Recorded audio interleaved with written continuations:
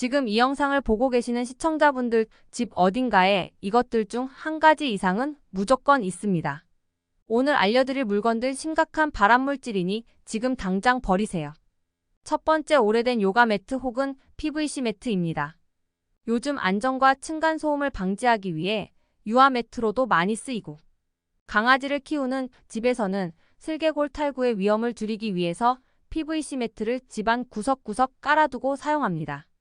또 개인 취미로 요가나 스트레칭을 할 때 이런 요가 매트도 많이들 사용하시는데요. 이러한 매트들 중에서 PVC 소재로 만들어진 제품들 중 오래된 제품이 있다면 지금 당장 버리셔야 합니다.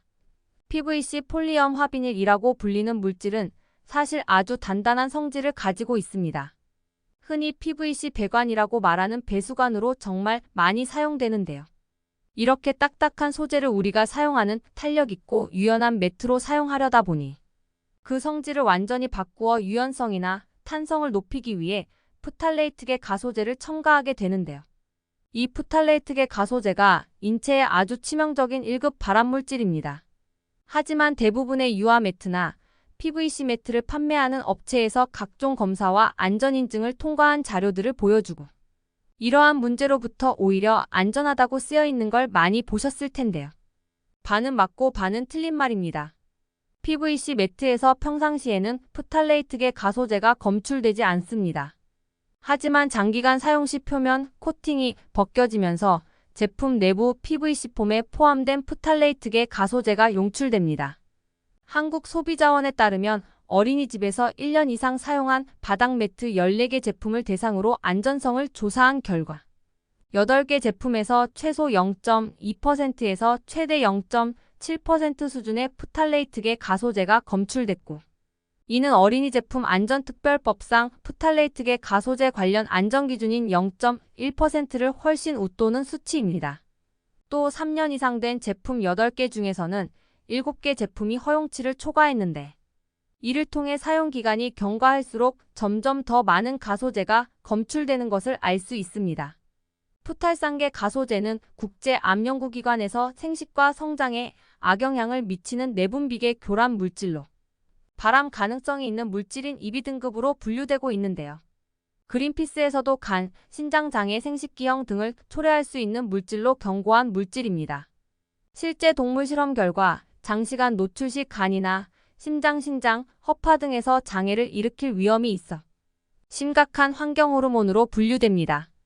또 성장기에 있는 아이들은 성인에 비해 면역체계가 덜 발달되어 있기 때문에 프탈레이트계 가소제에 장기간 노출될 경우 호르몬 교란, 뇌발달 저해, 주의력 결핍, 과잉 행동 장애 등 심각한 영향을 주는 것으로 알려져 있어 각별히 주의해야 합니다.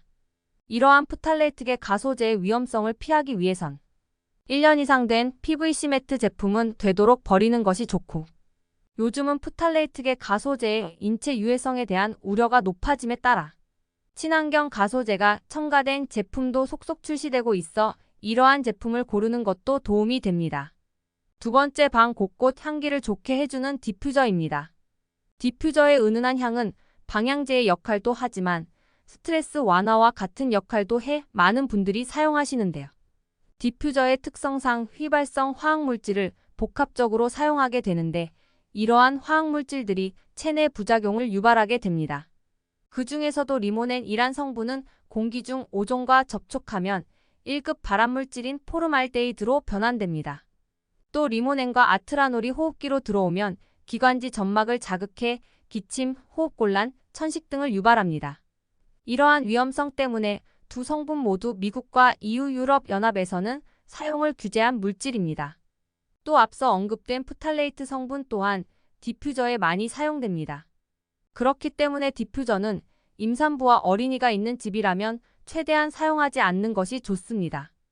요즘은 디퓨저 외에도 향초, 인센스 스틱과 같은 다양한 향기 제품도 인기가 많은데요. 이런 제품들도 디퓨저와 마찬가지로 환경호르몬이나 알레르기 유발 성분, 발암물질이 발생할 수 있습니다. 가급적 사용을 안 하는 것이 좋겠지만 어쩔 수 없이 실내에 향기 제품을 두어야 한다면 꼭 매일 충분한 환기를 해주어야 합니다.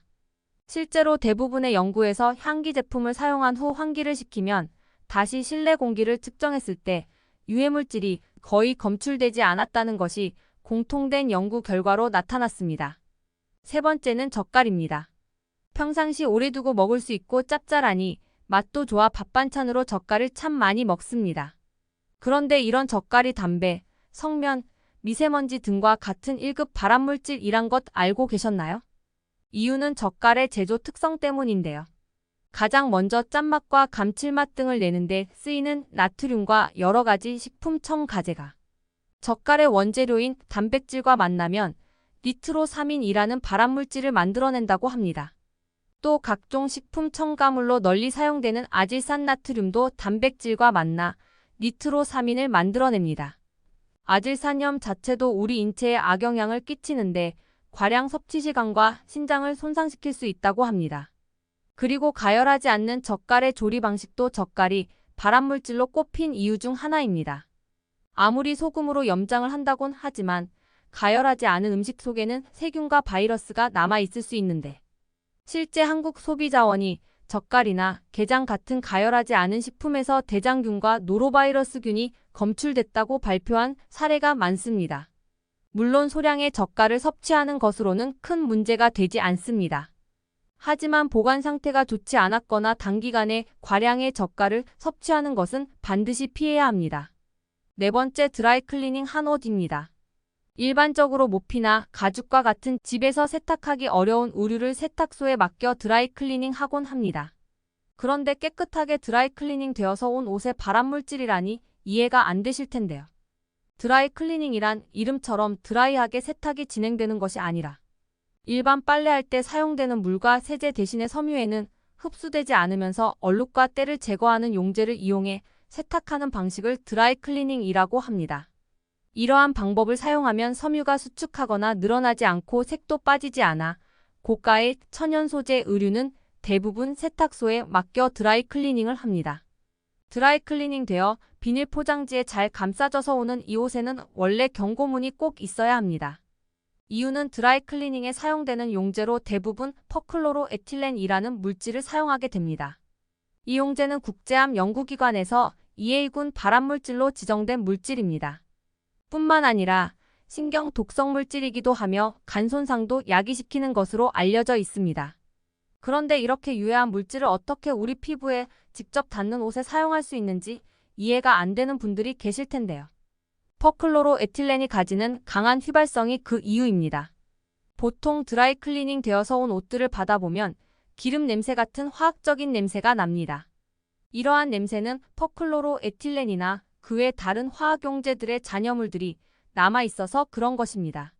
하지만 세탁이 완료된 옷에 먼지가 붙거나 재오염이 되는 것을 방지하기 위해 비닐을 씌워놓으니 잔여물들이 휘발되어 날아가지 못해 잔류된 상태 그대로 집까지 배달되는 것이지요.